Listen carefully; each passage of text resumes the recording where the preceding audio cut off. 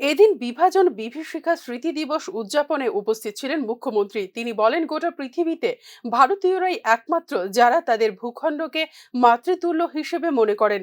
এই ভূখণ্ড সকল ভারতীয়র কাছেই অত্যন্ত গর্বের এবং সম্মানের। 1947 সালে 14ই আগস্ট সেই ভূমিকে দুখণ্ড করা হয়। বিভাজন পরবর্তী সময় ভারতীয়দের জন্য বিভীষিকা স্বরূপ ছিল। সেই সময়ের অস্থির পরিস্থিতিতে নানা রকম প্রতিকূলতার সম্মুখীন হতে হয়েছে দেশবাসীকে। তাই 2021 সাল থেকে এই দিনটিকে বিভাজন বিভীষিকা স্মৃতি দিবস হিসেবে পালন করা হচ্ছে। এই দিনটি পালনের অন্য আরেকটি উদ্দেশ্য হলো পরবর্তী প্রজন্মের কাছে এই দিনটির তাৎপর্যপূর্ণতা এবং গুরুত্ব পৌঁছে দেওয়া।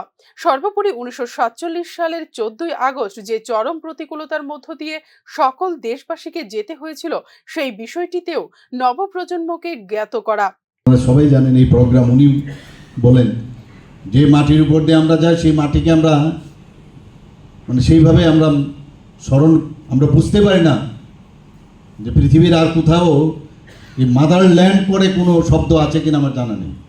একমাত্র ভারতবর্ষে যেখানে আমরা মাদারল্যান্ড হিসেবে আমরা স্মরণ করি, এবং তাকে খণ্ডিত করা হয়েছে 1947 সালে। এই 14 তারিখ এর জন্যই বলছে বিভাজন বিভীষিকা।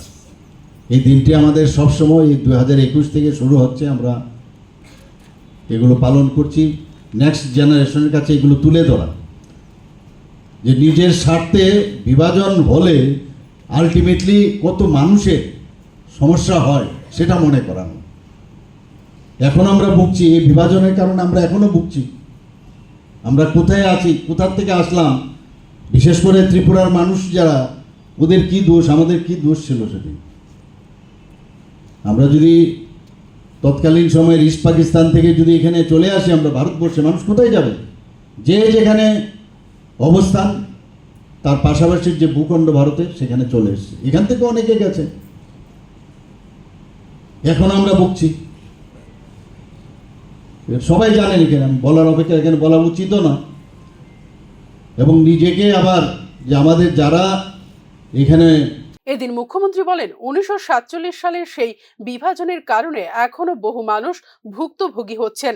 তাদেরকে পুনরায় প্রমাণ করতে হচ্ছে তারা ভারতেরই বাসিন্দা। এদিন মুখ্যমন্ত্রী মানিক সাহার কণ্ঠে দেশভাগের যন্ত্রণার কথা ছিল স্পষ্ট। Bureau report, news now.